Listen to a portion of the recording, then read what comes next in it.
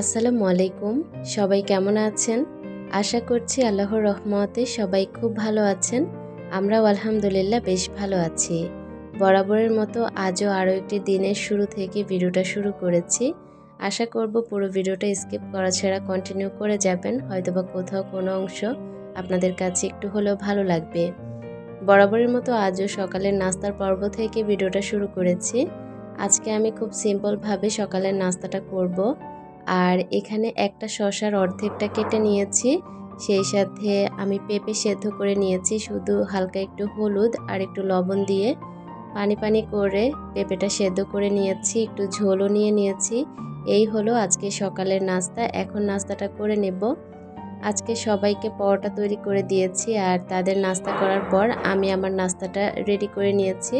তো এখানে আজকে খাবো পেঁপে সেদ্ধ, সেই সাথে একটা শসার অর্ধেক।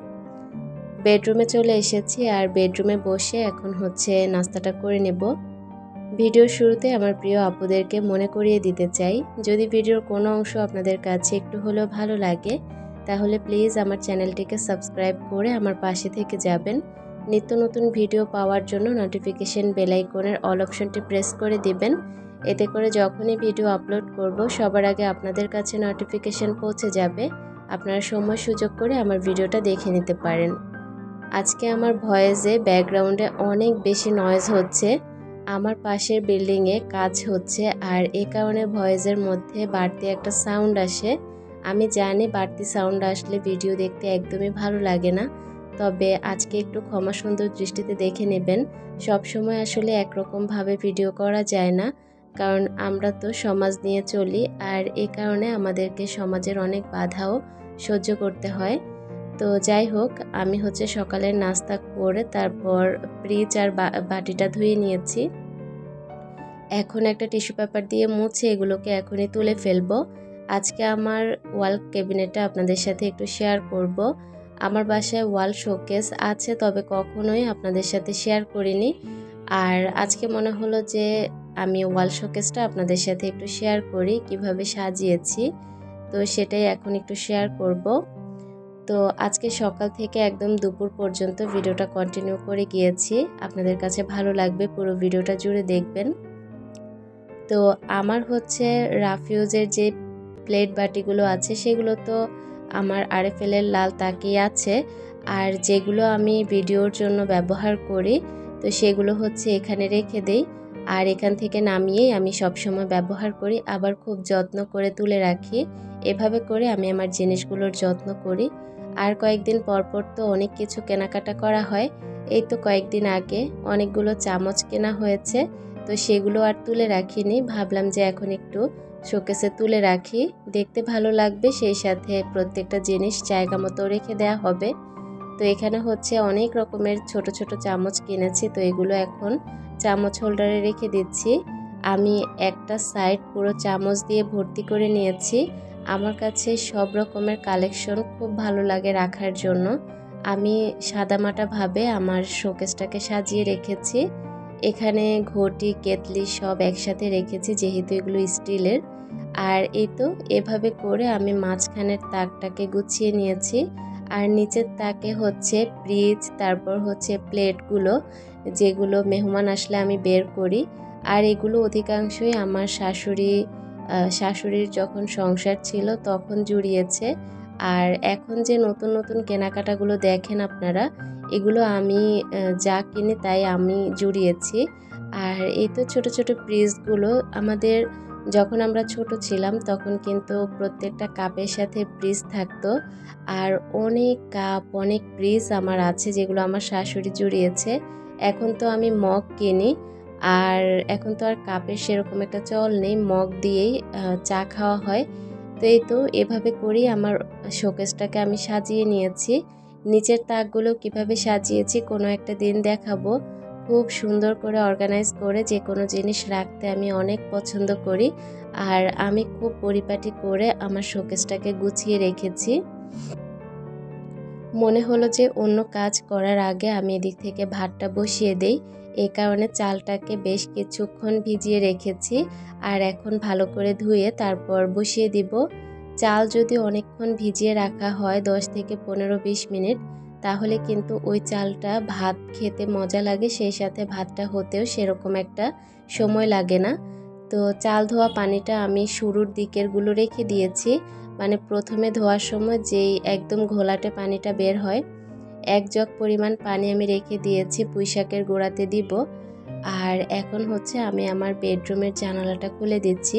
বাহিরে প্রচুর রোদ উঠেছে, দেখতে পাচ্ছেন টিনটা একদম মানে রোদে ঝলমল করছে। আর বাহিরের ওয়েদারটা দেখেন কতটা জ্বলজ্বল করছে রোদে। প্রত্যেকটা জানালা খুলে দিব, সেই সাথে পর্দাগুলোকেও সরিয়ে দিব।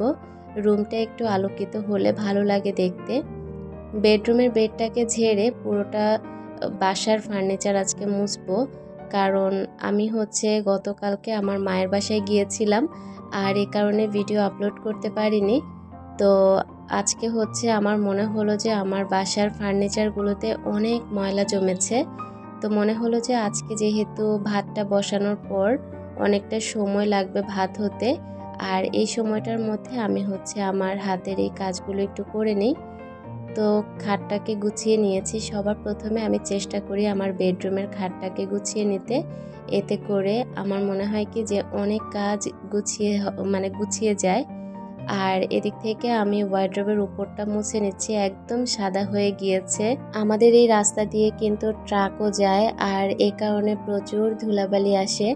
আমি অধিকাংশ সময় দেখা যায় পর্দা মেলে রাখি, কারণ এত মোছামুছি করতে আসলে ভালো লাগে না।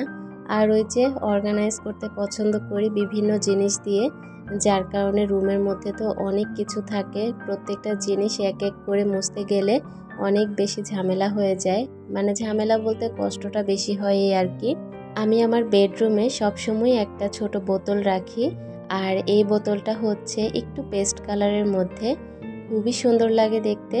আমি প্রতিদিন সকালেই একবার এই বোতলটা ভরে রাখি, যখন বাচ্চাদের প্রয়োজন হবে ওখান থেকে খেয়ে নেবে। আর এই বোতলটা ড্রেসিং টেবিলের এই কর্নারটাতেই সবসময় থাকে। আর 1 মগ পানি খেয়ে নিয়েছি সকালে নাস্তার পর, মানে পানি খেয়েছি 1 মগ, আর মনে হলো যে আবারও তৃষ্ণা পেয়ে গিয়েছে কাজ করতে করতে, তো এখন আবারও একটু পানি খেয়ে নিলাম। আর চুরির তাকের একদম নিচে হচ্ছে আমার এই খাট সাইড বক্সটা, আর এর উপরে যে 3টা শোপিস আছে এগুলো তো একদম ধুলোতে সাদা হয়ে আছে। তো এগুলোকে একটু ভালো করে মুছে নিলাম, সেই সাথে এই সিটিং এরিয়াটাকেও একটু ঝেড়ে নিচ্ছি। এই তো ফাইনালি আমার পুরো বেডরুমটা কিন্তু একদম চকচকে করে গুছিয়ে মুছে নিয়েছি। আর আজকে বেডরুমে কোনো ধুলাবালি নেই। আমি কিন্তু অফ ক্যামেরাতে আরও অনেক ফার্নিচার মুছেছি। তারপর এখন মনে হলো এই গাছগুলো একদম পানি শূন্য অবস্থায় পড়ে আছে, আর গাছের পাতাগুলো হলদেটে হয়ে যাচ্ছে। তো প্রত্যেকটা বাসার প্রত্যেকটা ইনডোর প্লান্ট আজকে আমি ধোয়ার চেষ্টা করব। ওভেন র্যাকের উপরে যে মানি প্লান্টটা আছে সেটাও আজকে ধুয়ে দিব। তো মনে হলো এই জায়গাটাও একটু ভালো করে মুছে দেই। আপনারা একটু স্ক্রিনে লক্ষ্য করলে বুঝতে পারবেন ওভেন র্যাকের উপর কতটা ধুলাবালি জমেছে। তো এগুলোকে এখন আমি ভালো করে মুছে তারপর পুরোটা ওভেন র্যাক মুছে ফেলবো। অল্প অল্প করে যদি সকাল থেকে কাজকর্মগুলো গুছিয়ে ফেলা যায় তাহলে কিন্তু আর বেশি একটা কষ্ট হয় না। আমি চেষ্টা করি রান্নার পাশাপাশি আমার ঘরের কাজকর্মগুলো করে নিতে। আর যেহেতু আমরা ভিডিও করি আমাদের কাজের ধরনটা একটু অন্যরকম, সব কিছু একটু পরিপাটি করে আমাদেরকে ভিডিও অন করতে হয়। আর এভাবে করেই আমরা সব সময় ভিডিও করে থাকি বা কাজ করে থাকি ভিডিও অন করে। তো এই তো আমি প্রত্যেকটা জায়গার মানি প্ল্যান্ট নিয়ে এসেছি, আর এখন ভালো করে ধুয়ে নিচ্ছি। গোড়া থেকে ময়লাটা সরিয়ে তারপর আমি প্রত্যেকটা পাতা গোড়া আগা সব ধুয়ে নিচ্ছি, আর পানিটাও চেঞ্জ করে দিব। এভাবে করে মানি প্ল্যান্ট গাছের যদি কয়েকদিন পর পর পানি চেঞ্জ করে পাতাগুলো ধুয়ে ফেলা হয় তাহলে কিন্তু অনেক ভালো গ্রোথ হয়। আমার এই মানি প্ল্যান্টগুলো অনেক দিন আগের আনা, তবে এই প্রথম কয়েকটা পাতা হলুদ হয়ে গিয়েছে। আমি এত পরিমাণে যত্ন করি, মাশাআল্লাহ গ্রোথটা খুব ভালো হয়েছে। তবে ওই তো পানি শূন্য অবস্থায় যে পড়ে আছে আমার খেয়ালই নেই। আমি খালি বলছি যে কি জন্য পাতাগুলো হলুদ হয়ে যাচ্ছে এত যত্নের পরও, তবে গোড়াতে পানি ছিল না এটা আমি একদমই খেয়াল করিনি। তো এখন এই তো ধুয়ে ভালো করে পানি চেঞ্জ করে দিয়েছি, এখন অনেক সুন্দর করে গ্রোথ হবে। আর মানি প্ল্যান্টের পাতাগুলো মাশাআল্লাহ খুব বড় হচ্ছে। এভাবে করে আমি আমার মানি প্ল্যান্টগুলোকে কয়েকদিন পর পর ভালো করে গোসল করিয়ে দিই। আর এতে করে আমার মানি প্ল্যান্টগুলো খুব সুন্দর গ্রো হয়, সেই সাথে দেখতে খুব সতেজও লাগে। এখন প্রত্যেকটা মানি প্ল্যান্ট জায়গা মতো রেখে দিব। তারপর আমি আমার কিচেনের কিছুটা কাজ আছে, সেগুলো করে নেব। আমার একজন প্রিয় আপু জিজ্ঞেস করেছে, আমি যে সব সময় ভিডিওতে দেখাই বাসার সামনে সিঁড়িটা, ওটা কি আমার ডুপ্লেক্স বাসা নাকি বাসার মেন সিঁড়ি? আসলে আমার বাসাটা যেহেতু ছোট, এ কারণে আমি সবসময় মেন গেটটা খুলে রাখি। আর আমি যেহেতু আমার বাসাতে একাই থাকি, এই কারণে আমি মেন গেটটা খুলে রাখতে পারি। তো মেন দরজাটা খুলে রাখলে দেখা যায় বাতাস আসে, আলো আসে, দেখতে ভালো লাগে। আর আলো বাতাস আসলে তো এমনিতেই মনটা ভালো লাগে। আর সিঁড়িটা আমার মেন সিঁড়ি, এটা আমার ডুপ্লেক্স বাসা না। তবে আমি ইনশাআল্লাহ 3 তলা 4 তলা ডুপ্লেক্স করব, কারণ বাসাটা যেহেতু অনেকটাই ছোট, ডুপ্লেক্স ছাড়া ভবিষ্যতে চলা যাবে না। এই কারণে আমি ভবিষ্যতে ডুপ্লেক্স করে ফেলবো। আর ওভাবে করেই আমাদের প্ল্যান পাস করা হয়েছে।